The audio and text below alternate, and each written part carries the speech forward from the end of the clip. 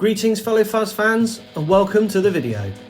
As you can probably already tell, today we're taking a look at an all-time classic, the Electro-Harmonix, or shouldn't that be Sovtek Big Muff Pi. Assembled in the USSR from repurposed pieces of clapped out old tank by General Secretary Gorbachev himself, this big green tow machine is arguably communism's finest hour. Often referred to simply as the Green Russian in the long and complicated history of the Big Muff, this one here is the tall font version, but we'll get more into that later. This landmine looking mother fuzzer is well loved and highly sought after for its fat low end and smooth fuzz flavour, which sets it apart from the more aggressive tones of its American made cousins. The Green Russian has a cleaner quality to the character of the fuzz and more mid-range, evening out the typically scooped sound of the Big Muff. It's perfect for drop-down desert sludge rock like we heard in the intro, but it's actually a deceptively versatile beast.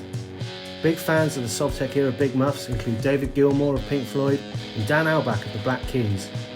So let's give it another listen and see what makes the Big Muff a big deal.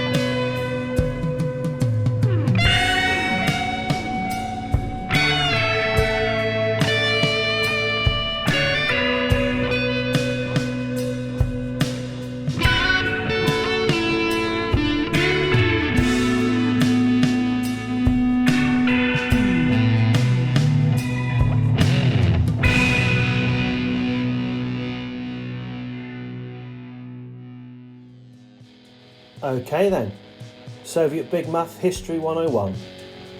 Precursors to the Green Russian included the Red Army Overdrive and what we call the Civil War Big Muff, but I'm afraid I don't have either of those.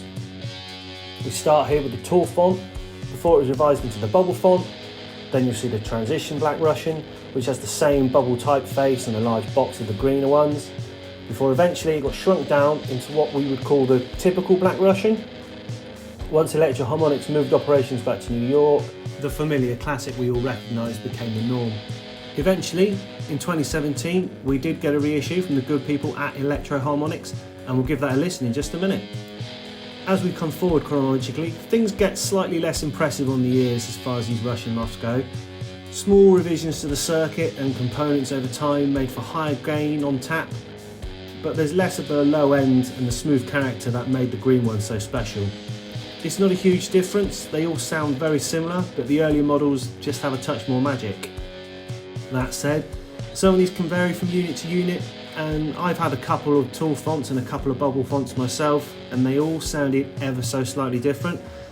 But in my own experience, that's usually with the controls dialed to the extremes, and when you're min-maxing your controls, they aren't the sounds that you're really going to dial in, so if you match it by ear rather than eye, really isn't anything to be lost or gained from one unit to the other. Other quirks on these models include some of the jacks being back to front and left to right on certain versions, and none of these models have a power input either, so it's batteries or special adapters and that's it. For a deep dive on the history of the Big Muff, I'd recommend you check out Kit Ray's website.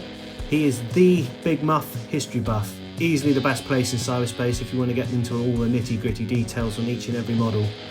But for now, let's see how the new kid on the block stacks up against the OG Green Machine.